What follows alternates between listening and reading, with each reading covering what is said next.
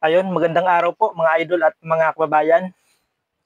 Pag-uusapan po natin ngayon, ito hong nangyaring pambubugbog dito po sa anak nitong si Senator Jinggoy Estrada.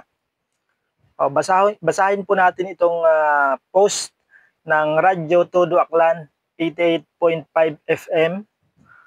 Update, anak ni Senator Jinggoy Estrada binugbog umano sa Front Beach sa isla ng Boracay.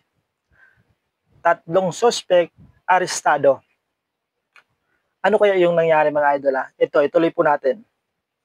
Pinagsusuntok ng tatlong binata ang anak ni Senator Jinggoy Estrada at kasama nito sa Station 2 sa Isla Boracay bandang alas 2 ng madaling araw.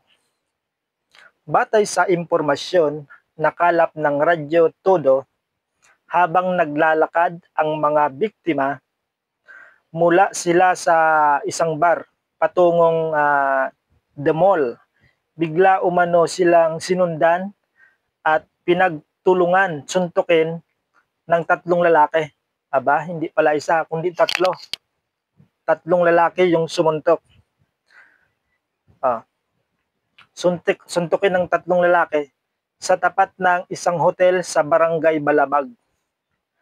Kinilala ang mga suspect na sina James Carl Vargas, Jason Dwayne David Meca de los Santos at Kenji Sarabia Dumalaog. Parehong 18 anyos at residente ng isla ng Boracay. Nilapitan umano ng isa sa mga suspect ang isang biktima at sinabing, kanina pa kayo maangas sa bar. At saka biglang sinuntok. Biglang sinuntok. Nang umawat ang isa pang biktima, so hindi lang pala yung anak ni Senator Jinggoy Estrada yung biktima dito, may kasama pa siya. Ituloy po natin.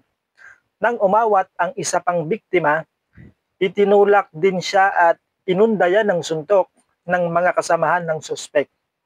Agad namang rumisponde ang kapulisan sa lugar at naaresto ang mga suspect. Isinugod sa ospital ang isa sa mga biktima para sa agarang medikal na atensyon. So magbasa pa tayo sa ibang post mga idol kasi medyo kulang yung report nila. Hindi natin kilala kung sino pa yung isang biktima.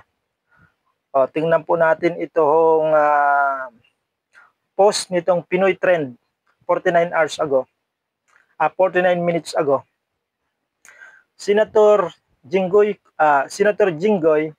kinumpirma na kanyang anak nga at pamangkin ang kinuyog ng mga kalalakihan sa Boracay.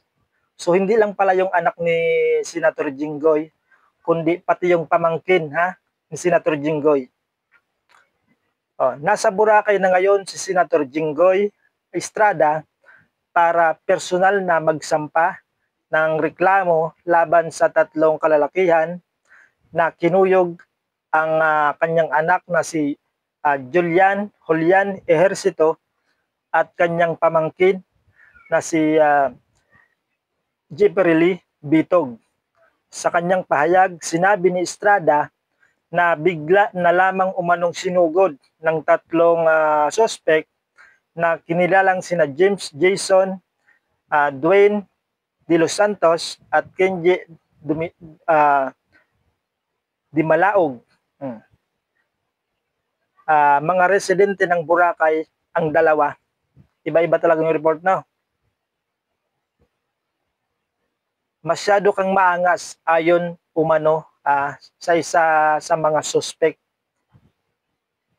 Ayon sa salaysay ng mga biktima. Ito pang post ng Net25 News and Information 54 minutes ago. Kinumpirma ni Senator Jinggoy Estrada na inatake at sinundan ng 3 lalaki ang kaniyang anak at pamangkin sa Boracay.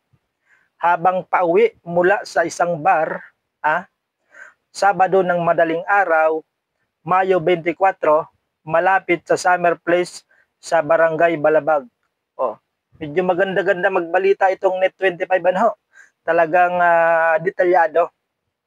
May oras at may petsa. Ulitin ko po Sabado ng madaling araw, Mayo 24, malapit sa Summer Place sa Barangay Balabag. Nagkaroon ng sugat sa ulo at nabasag ang kuko sa paa. So dito, mga idol nabasag ang kuko sa paa ng anak ni Estrada habang nagtamo naman ng sugat sa ilong ang kaniyang pamangkin. Agad na rumisponde ang mga pulis, ngunit tumakas ang mga sospek. Nakilala ang dalawa sa kanila, isang 18 anyos at isang 19 anyos mula sa barangay Monokman. Nagtungong Boracay ang senador upang magsampa ng kaso laban sa mga suspect. Ayan po malinaw na po mga idol Hindi lamang po yung anak ni Senator Jingo Estrada yung nabiktima, kundi pati yung kanyang pamangkin, mga idol at mga kababayan.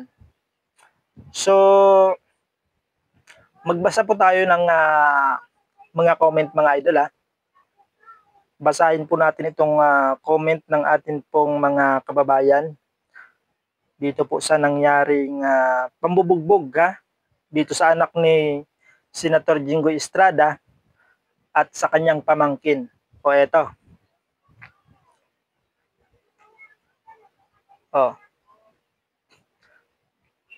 Ang gulo. Dumadami ang mga bangag. Sabi nitong Meika Salim, itong nag-comment. Ito ba po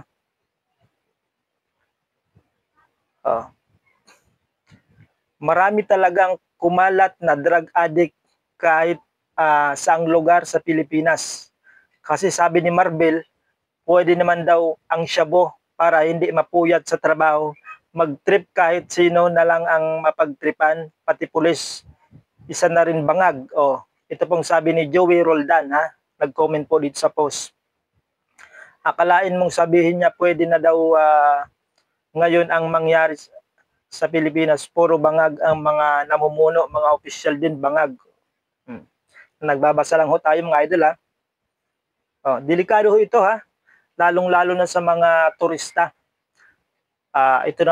Ito pa namang Boracay ay kilala sa isa sa mga tourist spot mga kababayan. So medyo nakakaalarma itong pangyayari mga idol at anak pa ng senador yung nabiktima, anak ng senador. Kaya medyo may ano ito sa mga turista. Medyo matatakot yung iba So magbasa pa tayo mga idol. Ang comment nitong Ayman Walton, atensyon, Claire Castrong Palengkerang Gurang. Sabi mo walang krimen ni kahit isa, walang krimen ni kahit isa kang nakita. Pati PNP pinapalabas na safe 100% daw ang lansangan. Tapos ngayon isolated lamang daw. Yan po yung sabi ni Ayman Walton. Iba na talaga ngayon, hindi na safe sa labas. Ito pa Sabi spokesperson ni BBM, kapag lumalabas daw siya, wala naman daw siyang nakikitang krimen. Wala daw nang-aaway, dapat siya na sana ang mabugbog para makita niya. Bobo yan. Yung tinutukoy dito si Madam Claire. Nako. Ito pa, Biboy Lacorte. Yun sanang nagsasabing mababa ang crime rate, sila sana mabiktima ng krimen. Nako, wag naman ako kayong ganoon, mga kababayan. Jamie Antonio, marami talaga sa ngayon ang mga kabataan na kung umasta sila, ang hari-hari. Malaki talaga ang pagkakaiba kay Duterte. kung ikukumpara mo sa ngayon. Dapat yung mga senador at politiko, umikot sila sa iba't ibang lugar na sila-sila lang para makita nila kung gaano katindi na ang Maynila. Oh. Ito pa, Jerry Arugay. Paano yan ating declare na masasamang loob?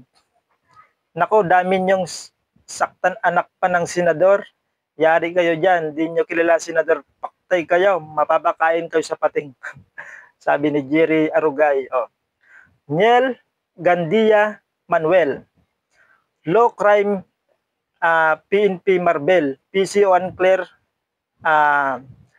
Brawaw. COG, mas safe ang mga lugar sa bagoong Pilipinas.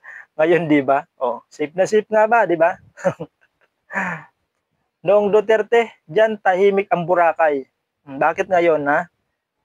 Oh, mayroong nangyaring pambubugbog. Diyan po sa isa sa mga tourist spot ang Boracay.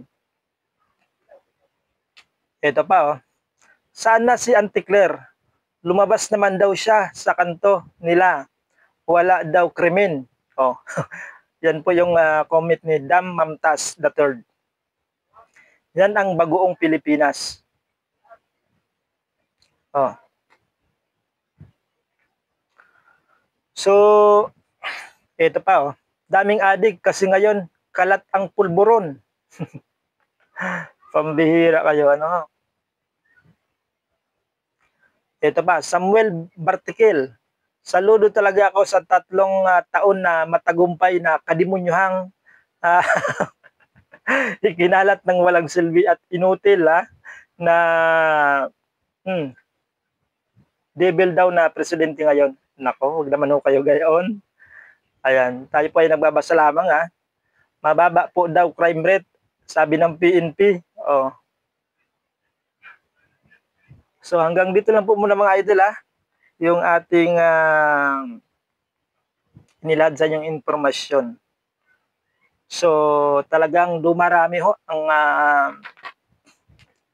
at tumataas yung crime rate kumpara po sa panahon ni PRRD. Oh, kasi ngayon kalain nyo anak mismo ng senador na si Jingo Estrada na biktima ng pambubugbog. Paano na lang po kaya yung mga karaniwang mamamayang Pilipino. So, mag-ingat na lang po tayo palagi mga idol at kung po pwede ay wag na tayong masyadong magpagabi at